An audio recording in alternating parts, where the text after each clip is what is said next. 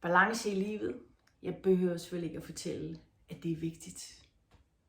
Men husker vi os på det? For eksempel den indre balance, at når vi bliver reaktive, når vi lige har nogle meninger, og vi skal alt muligt herude, at vi husker at trække vejret. Og finder tilbage til den indre balance, hvor der er ro. Men også den ydre balance, vores fysiske balance. Jeg mærker for eksempel, at jeg er blevet ældre, og at jeg bliver lidt mere usikker på min gang. Det har jeg ikke lyst til. Så jeg træner simpelthen balance hver dag. Står på et ben og gør nogle ting, så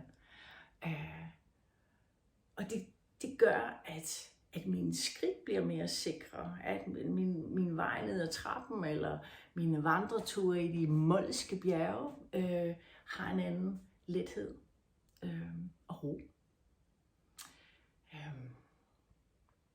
Jeg har lavet en lille video, hvor I lige kan blive lidt inspireret af, hvordan jeg træner min balance hver dag. Det er bare nogle minutter, så håber I kan bruge det.